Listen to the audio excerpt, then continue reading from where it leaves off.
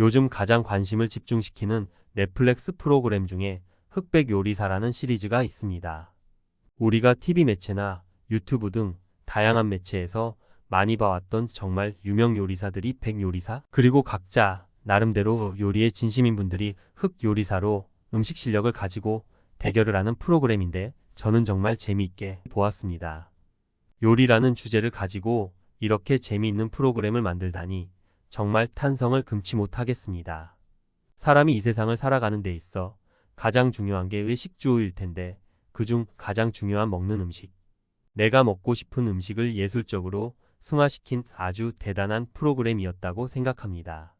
그러면 오늘의 주제가 얼마나 많은 분들이 궁금해하실지는 모르겠지만 문득 미국 곳곳에서 식당 영업을 하시는 분들이 너무나 많은데 그 식당들에서 주방을 맡아서 일하시는 주방장님들과 홀에서 서빙하시는 분들은 어떤 어려움이 있을까요? 그리고 TV 프로그램처럼 화려하지는 않지만 묵묵히 식당에서 일하시는 분들은 얼마나 벌 수 있을까요? 알아보겠습니다. 미국에서 이런 직업을 가지고 계신 분들도 많은 숫자입니다만 요즘 한국 뉴스를 접하게 되면 이런 생각을 합니다. 한국에서 자영업을 하시다가 정말 힘들어 폐업을 하신 분들이 넘쳐난다는 뉴스 매체를 접할 때면 지금 미국의 한인들이 운영하는 식당만 해도 주방장이나 웨이트레스를 못 구해서 정말 힘드는데 모두 한국에서 오시면 얼마나 좋을까 하는 말도 안 되는 생각을 해봅니다. 혹시 가능하신 분도 계시지 않을까요? 한국 나이 50세, 55세 이 정도면 아직 충분히 일할 수 있는 나이인데 벌써 퇴직 이야기들을 하는 걸 보면 어쩔 때는 정말 답답한 생각이 들어서 그렇습니다. 그리고 할 수 없이 일찍 퇴직을 한 분들이 프랜차이즈 등 이런 분야를 창업을 했다가 실패를 하는 그런 안타까운 상황이 반복되기에 더욱 안타까운 생각이 들어서 혹시라도 도움이 되었으면 하는 생각에 주제를 삼아서 이야기를 해보겠습니다. 그리고 구독 버튼 한 번씩만 눌러주시고요. 감사합니다. 제가 비즈니스를 해왔는데 그 중에 이와 관련된 비즈니스가 있습니다. 바로 미국에서 가장 뜨고 있는, 아니 오래전부터 떠왔던 한국식 코리안 바비큐 식당입니다. 한 20년 전에는 주로 고객층이 거의 다 한인들이 주 고객이었는데 이제는 한인들 상대만이 아니라 100% 외국인들로만 손님이 오는 코리안 바비큐 식당이 정말 많이 있습니다. 한인타운에 계시는 분들은 잘 모를 수도 있는데 실상은 한인들이 미국 주류 사회에서 코리안 바비큐 사업으로 정말 크게 성공한 분들이 많습니다. 많은 분들이 불경기를 겪는다고 말들을 하고 있는데 모두 다는 아니겠지만 외국인 상대 코리안 바비큐 비즈니스를 하고 계신 분들이 계속해서 성공을 하고 계속해서 지점을 확장하고 있는 모습을 보면 이게 불경기 모습인가 하고 의문을 가질 정도입니다.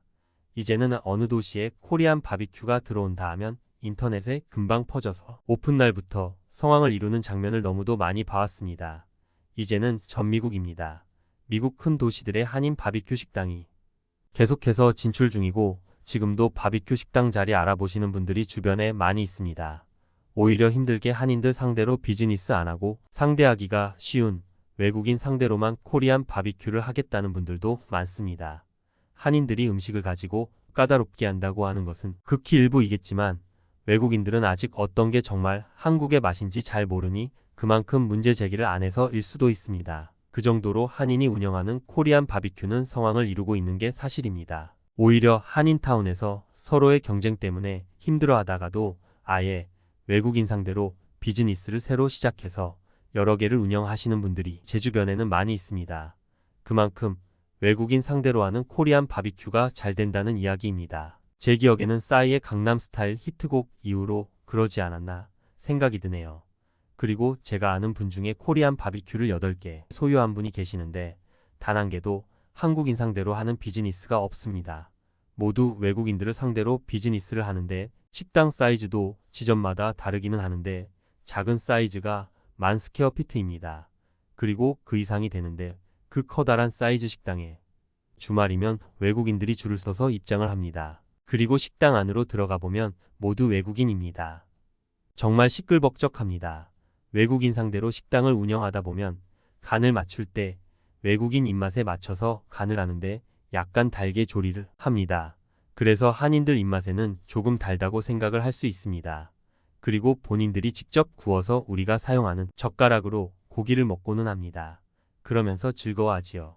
이렇듯 우리가 잘 모르는 외국인 상대로 비즈니스를 하시는 분들이 많은데, 이외에도 이렇게 비즈니스를 주류 사회를 상대로 비즈니스를 하시는 분들이 제 주위에 너무 많음을 볼 수 있습니다. 어떤 분은 경쟁 생기니 아무한테도 이야기하지 말라는 분도 계시네요. 아주 자랑스러운 결과로 생각이 듭니다. 그러면 다시 처음 주제로 돌아가 보겠습니다. 한인들이 외국인 상대로 주류 사회로 들어가서 많은 성공을 하고 있다고 말을 했는데, 그러면 가장 중요한 주방장과 웨이터나 웨이트레스는 어디서 어떻게 구할까요? 이게 문제입니다. 분명 주류 사회라고 말씀을 했는데, 그러면 한인타운하고 멀리 떨어져 있는 경우가 대부분입니다. 즉 주위에 한인이 살고 있지 않다는 말이 됩니다. 물론 한인타운에서 주방장과 웨이터나 웨이트레스를 구하는 것은 그래도 조금은 쉬울 수가 있습니다. 그렇다고 주방장과 웨이터, 웨이트레스 구하기가 쉽다는 말은 아닙니다. 코로나 이후 여전히 어렵긴 합니다. 그러나 한인타운과 멀리 떨어져서 바비큐 식당을 운영하시는 분들은 항상 그 문제를 가장 심각하게 생각을 하시는 편입니다. 비즈니스는 잘 되는데 사람을 구하기가 힘들다 라는 것이지요.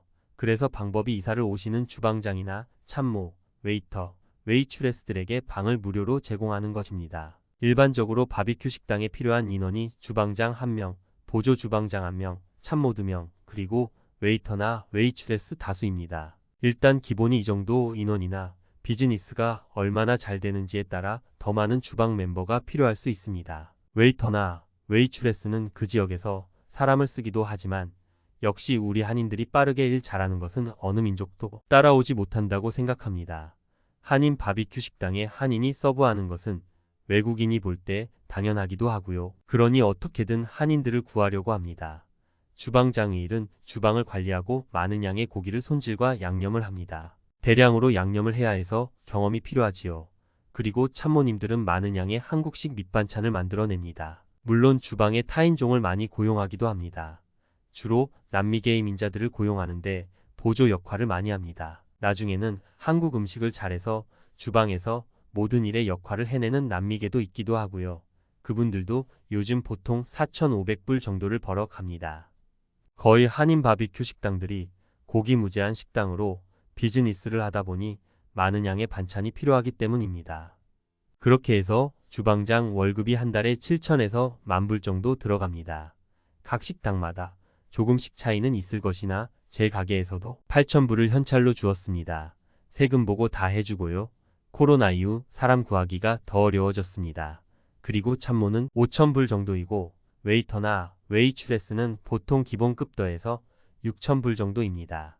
물론 비즈니스가 더 잘 되는 경우 팁은 훨씬 많아집니다. 미국은 식당의 웨이터나 웨이트레스가 어느 때는 월급을 받는 주방장이나 참모보다 더 많이 버는 경우가 허다합니다. 미국에서 웨이터나 웨이트레스 기본급은 아주 적습니다. 그래서 손님들이 팁을 주는 것이지요.